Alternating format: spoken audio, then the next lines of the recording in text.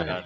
इसलिए सदगुरु कबीर कहते हैं कर्म की शुद्धता का ध्यान रखना। आप जब भोजन बनाइए तो रसोई को मंदिर समझिए और भोजन करने वालों को परमात्मा समझिए और स्वयं को पुजारी या सेवक समझिए। उसके बाद आप भोजन बनाइए और शुद्धता का ध्यान रखिए, थोड़ी भी असावधानी मत करिए। इधर मैं देखता हूं लोग भोजन जब बनाते हैं तो भोजन बनाने में जिन कपड़ों का प्रयोग करते हैं वो किसी का अंडरवियर होता है, ब्लाउज होता है, गंजी होता है, बनियान होता है। ये कितनी दुर्भाग्य की बात है। आप उन कपड़ों को प्रयोग कर रहे हैं जो शरीर में प्रयोग हुआ है, वो कितना गंदा होता है। और भोजन बनाते समय आप उन चीजों का प्रयोग कर रहे हैं, ये बिल्कुल अगर आप में से कोई करते हैं आज से उसको बंद कर दीजिएगा। बाजार से बढ़िया सूती मार्किन कपड़ा ले आइए या सूती का जो भी नया, और धो करके उसको 2-3 टुकड़ा करके रस्सी बांध दीजिए रसोई में कहीं और धो के सुखा दीजिए।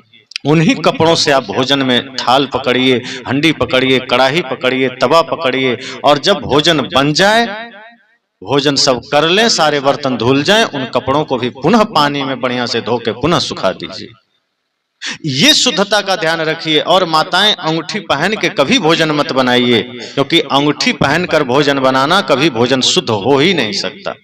नाखून कभी आपके बड़े नहीं होने चाहिए, नाखून छोटे रखिए जब जो भोजन बनाते हैं। अंगूठी खोल दीजिए, क्योंकि अंगूठी में कितनी भी सावधानी करेंगे वो गंदगी जमेगी ही जमेगी और न जाने कितनी प्रकार की गंदगी जमेगी। और जब आप आटा भिंगाएंगे वो सारी गंदगी आटे में जाएगी और फिर आटे से वो पेट में जाएगी, फिर अशुद्ध हो जाएगा सब। इसलिए जब भोजन बनाइए इतनी शुद्धता का ध्यान रखिए कि वो अंगूठी मत पहनिए, कपड़े साफ रखिए, रसोई घर के पूरे क्षेत्र को बढ़िया से लीप दीजिए या पक्का है तो पोंछ दीजिए कपड़े से।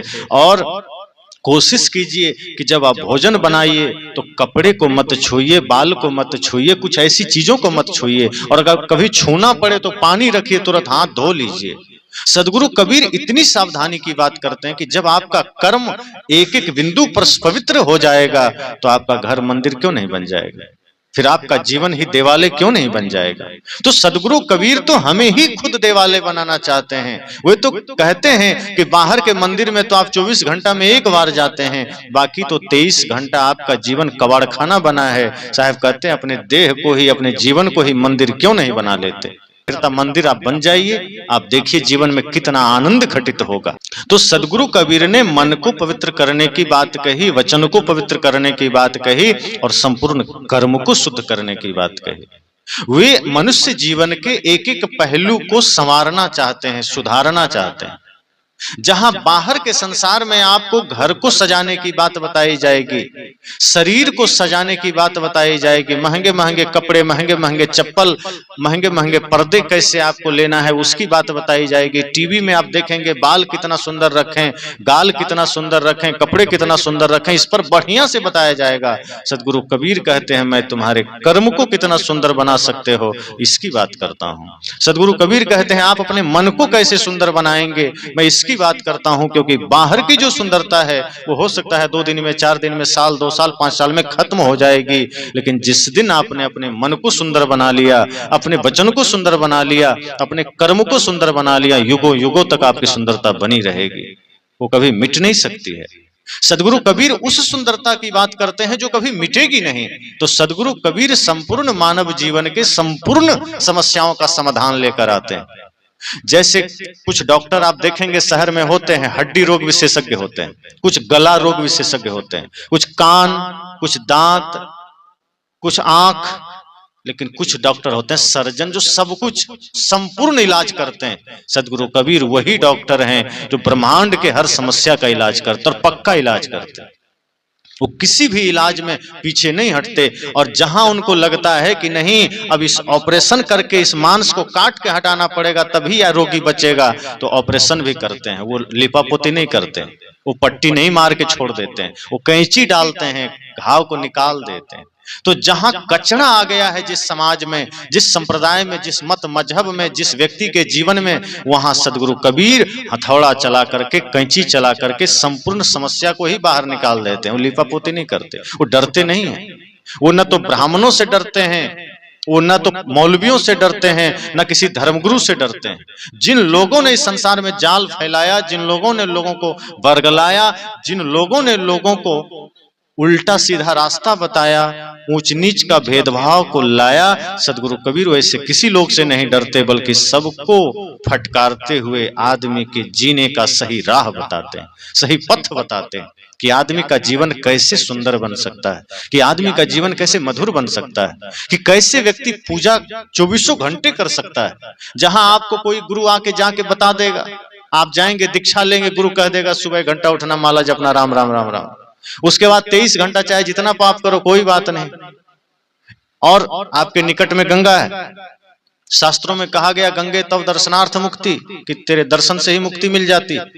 अब आप जितना पाप करिए, जाइए दर्शन करिए, मुक्त हो जाइए। सदगुरु कबीर कहते हैं ऐसा कहने वाले लोग छली हैं, कपटी हैं। गंगा के दर्शन से अगर मुक्ति मिल जाती तो फिर ये धर्म ना करना पड़ता, सत्संग ना करना पड़ता, ये शास्त्र में प्रेम की बात ना होती, सत्य की बात ना होती, भक्ति की बात ना होती, फिर कृष्ण का गीता झूठी है, फिर उपनिषद झूठे हैं, रामायण झूठे हैं, वेद झूठे हैं। अगर गंगा के दर्शन मात्र से सारे पाप कट जाते, उसमें स्नान करने से सारे पाप कट जाते, तो फिर राम जी को भी वो भक्ति नहीं करनी पड़ती, फिर कृष्ण को गीता नहीं बोलना पड़ता, फिर बुद्ध महावीर कबीर को बीजक धम्मपदम जैसे जैन सूत्र जैसे ग्रंथ न बोलना पड़ता। साहब ने कहा यही तो जाल फैलाया गया, लोगों को धर्म के नाम पर इतना अंधा बना दिया गया कि आदमी को ये जन्म घुट्टी पिला दी गई कि तुम कुछ भी मंत्र पढ़ो, कहीं भी नदियों में जाकर स्नान करो, पहाड़ में सिर झुकाओ, सारे पाप से आप मुक्त हो जाएंगे। और ये सबसे बड़ा छल है। पाप से मुक्त जब तक आप पाप करना छोड़ेंगे नहीं, आप पाप से मुक्त नहीं हो सकते।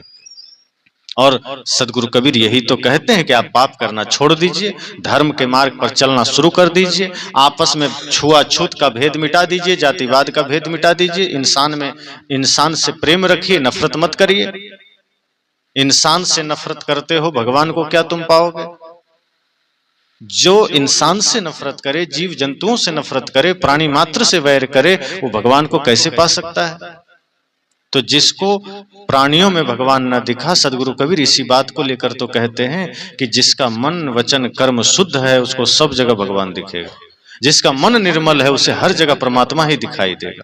अब मान लीजिए कोई दुकानदार है और उसके यहाँ कोई सौदा लेने गया, तो क्या करता है? इसी कोशिश में रहता है कि कैसे हम अधिक में सामान बेच दें।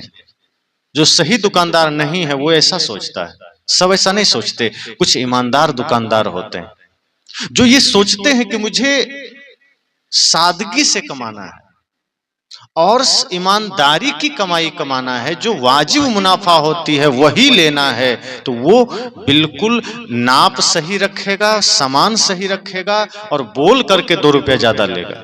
और जिसका सामान बढ़िया है, नाप बढ़िया है, आपको पता है कि ये 2 रुपया अधिक ले रहा है, फिर भी आप दे के आते हैं कि नहीं सामान तो बढ़िया है। अब कोई आदमी 30 रुपया लीटर दूध आपको दे रहा है और आधा आधा पानी मिला के दे रहा है, आप लेंगे?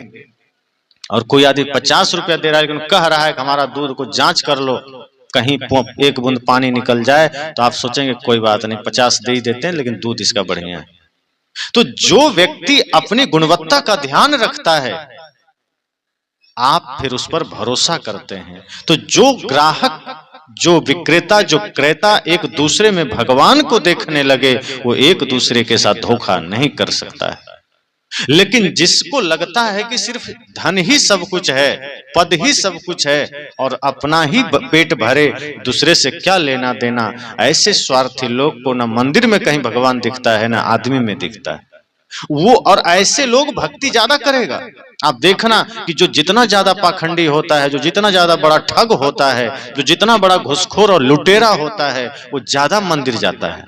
और वो मंदिर में जाके उतना देर तक ओम जय जगदीश हरे गाएगा ताकि दुनिया को लगे कि बड़ा पुजारी आदमी है, ये ठग नहीं सकता है किसी को।